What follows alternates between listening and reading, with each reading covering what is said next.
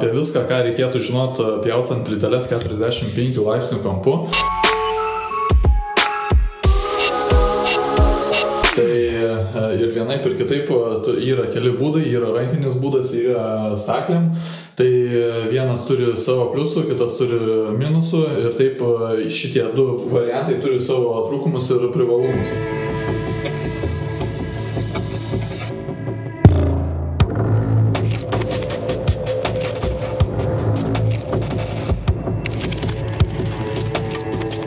Tai ką aš dabar turiu, aš turiu šitą dėžutę susiklijavęs, jinai atrodo viskas čia su ja gerai, tvarkingai susidėjo tas 45 laipsnių kampu, bet aš kadangi su staklytėm pjoviu arba su liniuotė šitą 45 laipsnių kampą, tai ką mes turim, rankiniu būdu, tu gali gražiai prišlifuoti, tik tais tiek, kad privalumas, kad tu tikrai gražiai padarysi vien dėl vienos priežasties.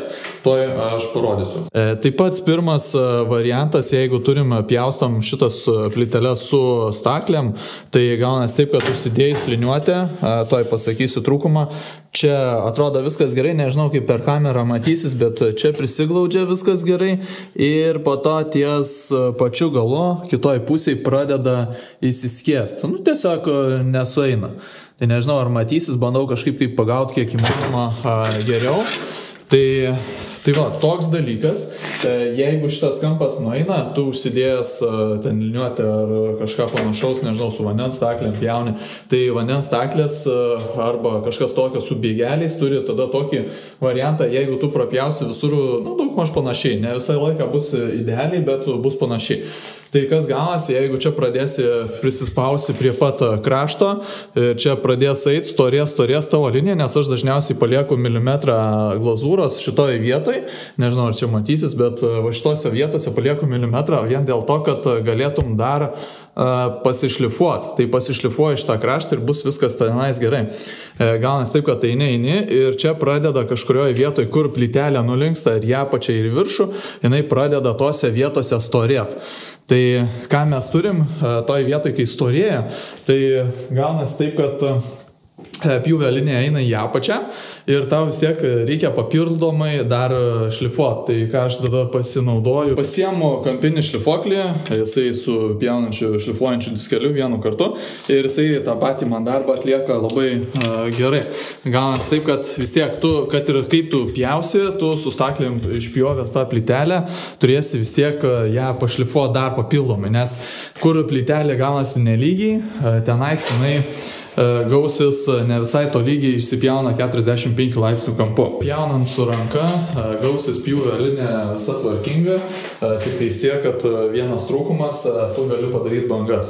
Tai jo sutinku, tarkim, tu prisitaikai su ranka, gaunasi pagal plytelės neligumus arba jos banguoja, tai taip atkartodamas tą neligumą ir taip nupjaudamas tiek medžiagos, kiek reikia.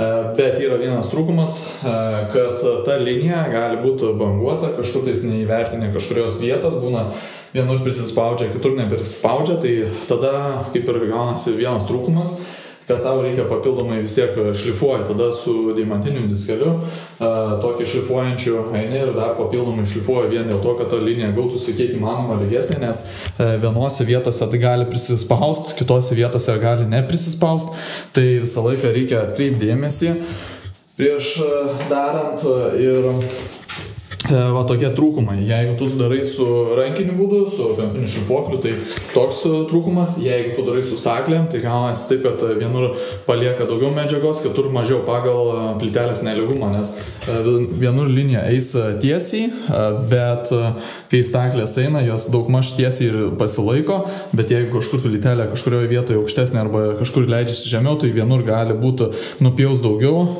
kitur paliks daugiau ir panašiai. Todėl dar vis tiek reikės papildomai, aš dažniausiai būna paimu kampinį šlifuoklį, kaip ir matosi čia pas mane, tai su šitų kampinių šlifuoklių dar tada papildomai aš prapjaunu kiek įmanoma daugiau medžiagos, kad man su šlifavimo diskeliu kiek įmanoma būtų galima tada gražiau padarytą suformuoti liniją ir taip jinai prisiglaustų.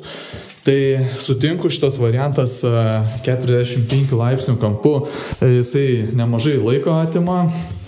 Ypač jeigu turim tualeto dėžutės ar panašiai, tai čia gaunasi bent jau šitas projektas arba darbas užima kažkur tais apie didžiąją dalį dienos arba bent jau iki vakar, čia kokios 5-6 valandos darimo, atrodo kaip lygtais nėra ką čia daugiau daryti, bet iš tikrųjų tu pripjauni ne tik vieną pusę, bet turi pripjauti ir kitą pusę, gaunasi jos papildomai šlifuojas, jeigu kažkas netyčia lūžta, tai turi pakeisti į kitą plytelę ir taip toliau. Ir jeigu kažkur pasimatuoji, tai ten šlifuoji tas, apdailini tas skyles, kad tik įmanoma, kuo įmanoma labiau prisispaustų. Tai toks dalykas. Tai vertinčiau vieną šitą dalyką kaip ir gražu, viskas gerai, tik tai tiek, kad atima labai daug laiko ir nežinau, ar tikrai pasiteisina tas grožis, nes dabar yra įvairiausių kampukų, kurie gražiai atrodo ir panašiai, tai nežinau, kam tenais išleidinėti papildomai didesnius pinigus vien dėl to, kad čia gražiau atrodytų. Tai vienas dalykas ir dar jeigu matot, dar su 45 laipsnių kampu yra vidurys pas mane yra užpildytas pilnai plytelių klijais. Tai ką tai daro? Tai sudaro tvirtą kampą, patikimą, kad jisai nenulūžtų, nes dažniausiai tokios vietos 45 laipsnių kampu, jeigu suglaudai plytelę su plytelę, paėmus ką nors trenki ir jinai sudūžta. Tai vienas toks dalykas. Ką galima pasidaryti, tai užpildyti klijais, nuvalyti, kiti būna epoksidinių glaistų užpildo, kad kiek įmanoma šitas kampas pasidarytų kuo įmanoma tvirtesnis, bet aišku, tai nebūtinai daryti, galima tada užpildyti klijais, galima tada paprastų glaistų užglaistyti ir vaizdas bus pasaka. Tai tokie variantai, turim kelis trūkumus, kelis privalumus šitų variantų, aišku, su staklėm tai pjaunasi daug greičiau, daug patogiau, nes nereikia būti pasilenkus į vieną pusę, tai biškį apkrauna mažiau tavo nugarą, tai patogesnis variantas, be abejo, tik tai tiek, kad yra, kaip ir rodžiau, va čia tokie trūkumai, jeigu pati plytelė yra nelygi arba kažkur tais nueina į panašiai vieną pusę, tai visą laiką gaunasi ta pjūvio linija nieko nuostabaus, jeigu jum nesigaus iš karto, pasiemi, pasižiūri, dar kartą prašlifuoji, prapjauni ir tada toks vaizdas kartojasi. Tai viskas atrodo gražu, tvarkingai, bet tik tai tiek, kad daug laiko atima. Tai vat, nežinau, klausimas, ar daugam tenais pasiteisina tokie dalykai. Man tai, nežinau, daugiausiai tai laiko atima, o dabar pats pjovimas, šlifavimas tai turėtų vykti bent kiek įmanoma su storesniu diskeliu. Tai tas diskelio storis turėtų būti apie 15 mm, nes dažniausiai standartiniai diskeliai pjaunami šlifuojantis yra, dažniausiai tai pjaunantis yra 12 mm, 1,2 mm, bet jeigu turi 15, tai jisai mažiau linksta ir tada mažiau padaro nelygių kraštų. Tai visų pirma, pradedant nuo vieno dalyko, tai pradėkim su tvarkingu diskeliu. Jeigu turim tam tikram skirtą šitą darbui diskelį, tai jį pasinaudokim, nes tokiu atveju ta linija pjūvio gali banguotis ir tada taip nesigaus toks estetinis vaizdas, nes gausis kažkur tai spaudžia, kažkur atsitraukia daugiau, kažkur vėl įsiplečia, tai toks variantas. Aišku, kas dabar su vaninėm staklėm. Tai vaninės staklės padeda šitą pjūvį atlikti kuo įmanoma švariau ir gražiau. Aišku, tas vanduo jam diskelį prideda aušinimą papildomą, nes jeigu tu pjauni iš karto giliai visą medžiagą, aš dažniausiai taip pjaunu, nes tenais būna viena apkrova, dažniausiai ant vienos pusės iš originalaus krašto pasiemu originalų kraštą šitoj vietoj, užsidedu liniuotę ir savo prapjaunu 45 laipsnių kampu. Tai vienas toks variantas, kiti gal daro tada pjūvį tenais kažkur tais, tik tais tiek, kad gaunas taip, kad jeigu tu darai iš, tarkim, jau pjautos plytelės, va čia turiu, tarkim, pjautą plytelę ir jeigu tu bandai iš tos pjautos plytelės, tai tu turi visų pirma susivedinėti tą visą kampą, nes gaunasi apskilimai, plaužimai. Jeigu ten nusipjauni tvarkingai su vandeniu, kiek įmanoma švariau tiesiai tvarkingai, tai viskas gražiai ir atrodo.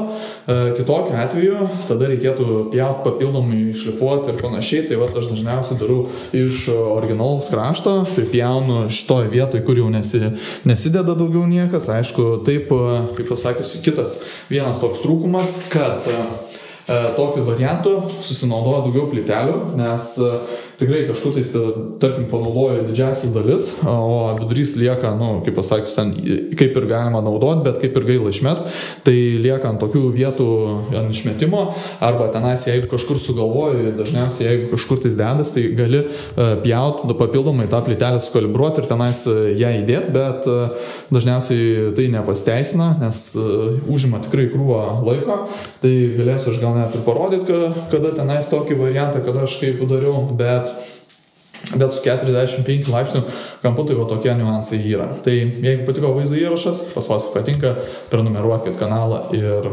pasižiūrėsim sekančią seriją.